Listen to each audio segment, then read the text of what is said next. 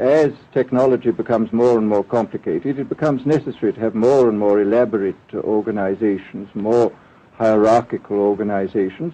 And incidentally, the advance of technology has been accompanied by an advance in the science of organization. It's now possible to make organizations on a larger scale than was ever possible before. And so that you have more and more people living their lives out as subordinates in these hierarchical systems controlled by bureaucracies, either the bureaucracies of big business or the bureaucracies of big government. Let us take, after all, a piece of very recent and very painful history is the propaganda used by Hitler, which was incredibly effective. I mean, what were Hitler's methods? Hitler used terror on the one kind, brute force on the one hand, but he also used a very efficient form of propaganda, which he was using every modern device at that time. He didn't have TV, but he had the radio, which he used to the fullest extent, and was able to impose his will on an immense mass of people. I mean, the Germans were a highly educated people. The point is, it seems to me, that there are methods at present available, methods superior in some respects to Hitler's method, which could be used in a bad situation. I mean, what I feel very strongly is that we mustn't be caught by surprise by our own advancing technology. This has happened again and again in history.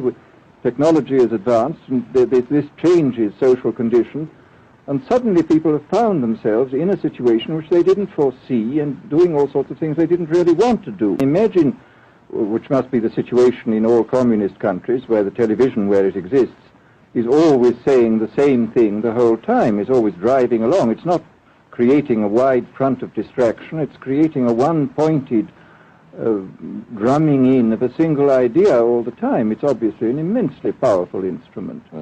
All technology is in itself morally neutral.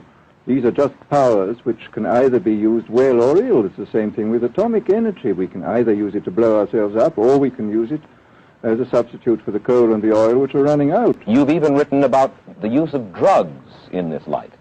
I postulated a substance called soma, which was a very versatile drug. It would make people feel happy in small doses. It would make them see visions in medium doses, and it would send them to sleep in large doses. Well, I don't think such a drug exists now, nor do I think it will ever exist, but we do have drugs which will do some of these things, and I think it's quite on the cards that we may have drugs which will profoundly change our mental states without doing us any harm. I mean, this is the pharmacological revolution which has taken place, that we have now powerful mind-changing drugs which, physiologically speaking, are almost costless. I mean, they are not like opium or like cocaine, which do change the state of mind, but leave terrible results physiologically and morally.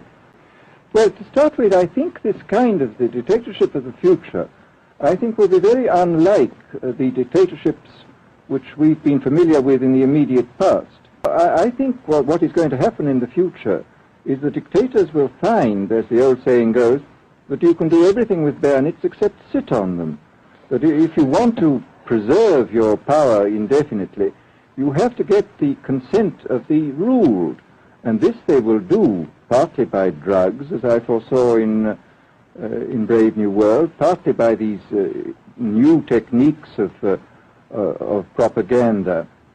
They will do it by bypassing the sort of rational side of man and appealing to his subconscious and his deeper emotions and his physiology even, and so making him actually love his slavery. I mean, I think this is the danger, that actually people may be in some ways happy under the new regime, but they will be happy in a situation where they oughtn't to be happy.